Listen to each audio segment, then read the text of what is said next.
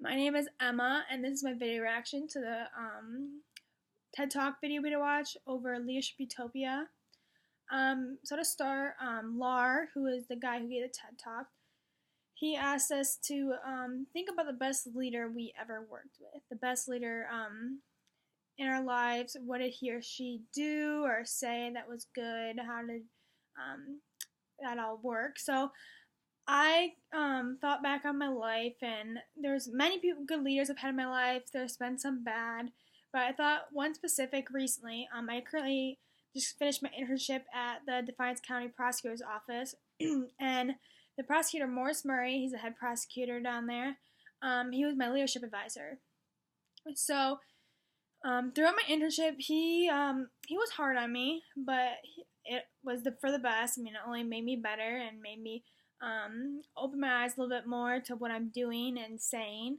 So throughout my internship, I mean, just by little things he would do, like bringing in snacks for everyone by our lunch. I mean, that's nice. He's a great guy, but he didn't have to do that.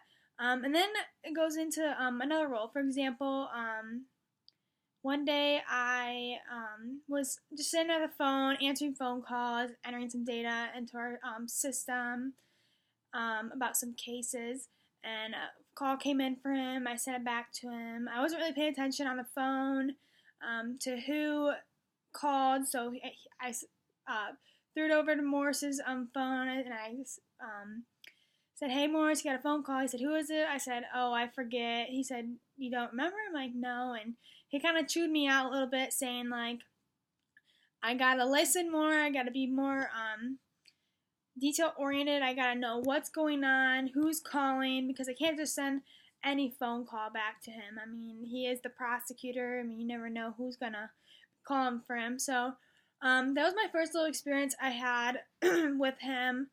That I kind of was like, okay, maybe I should like take this a little bit more serious. I mean, this is my internship. But throughout then, I did a lot of other things for him. He also took me to the courtroom. I mean, he was just a good leader overall into his entire office. He always thought about the people before himself. So, I mean, that's kind of what his job is, being a prosecutor. I mean, he's got to think of what's best for the people and put these bad guys in jail. I mean, you don't want a drug addict running around the streets. I mean, who knows what they're going to do to someone else. But he was very self-aware, just like all the strategies of leader that I'll be talking about later. He had all the strategies needed to be the best leader he could. So next in the TED Talk, Lar talked about the leadership equation. So this equation was the problems, and the problems occur by too little time, people, and power. So that kind of was a really big equation in my life that I had to think about. And going into my past 4 years, actually 12 years of volleyball, I've always tried to be a leader. I know I could have some traits, some things I've always got to work on, but to me, a leader, I mean, you got to grow as you go. I mean, you aren't just born a leader. I don't believe that. I believe that anyone can be a leader. It's just if you want to put yourself out there and be one. So to start, go back to the equation. Too little time. I know throughout my life, I mean, I've always tried to put myself in as many like things to make myself better as I could. So my schedule's always been crazy. I've always been very busy, but I mean, you gotta learn how to manage that, I believe. And with too little time, I mean, problems that arise within like one thing, whether it's work or whether it was a volleyball team, I had to think like try to process all of it at once and figure out like what to do with this problem, because if there's too many problems and you don't have a lot of time, I mean, it's kind of an issue you gotta overcome. Next, people.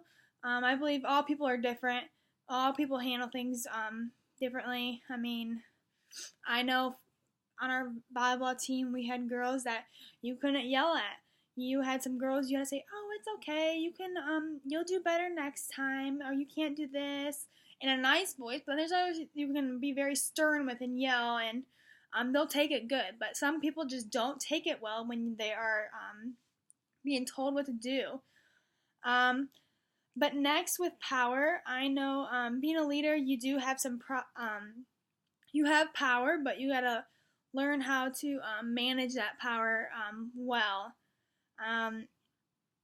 So all this goes into the leadership problems. I believe being a leader, like I said earlier, a lot of problems will arise. I mean, everyone in this world is different. You're never gonna have two of the same people. So next, I just want to say a quote that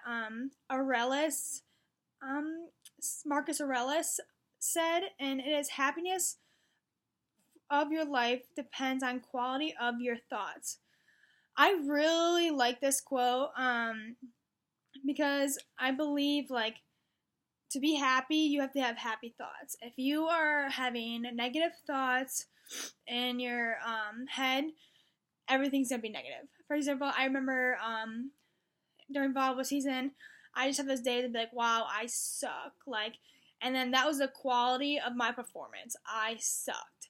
And so I just believe throughout life, and like work and family, friends, everything, if you have a negative attitude, negative thoughts or anything, that's going to be the outcome of your day or what you're doing. It's just going to be bad. So I believe happiness of your life depends on the quality of thoughts. That's a great quote, and that's something I'm going to definitely keep by and live by for a very long time. So lastly, I want to talk about the strategies of self-leadership that Lar mentioned. So the first one is self-awareness, which is something I never really thought about. So self-awareness, you got to really think about yourself and be aware about what you're doing and what you're saying and how you're going to talk to others. So I believe if you're not aware of what you're doing, then how can you lead others? Self-reflection. I believe self-reflection is pretty important. I know I've had those days where I've self-reflected many times. I've gone after practice and sat down, ate dinner, and I'm like, how did I handle today? Like, what did I do bad? What did I do good? Or even before practice, I know I've sat down and like, wow, I really need to work on this aspect of my game today, but how am I going to do that? So I believe that 2 to 5 minute time line, like he said, is something everyone should do. I believe every sport should do it because, I mean, self-reflecting can really turn your mind into something positive rather than negative. Lastly, the third one was self-regulation.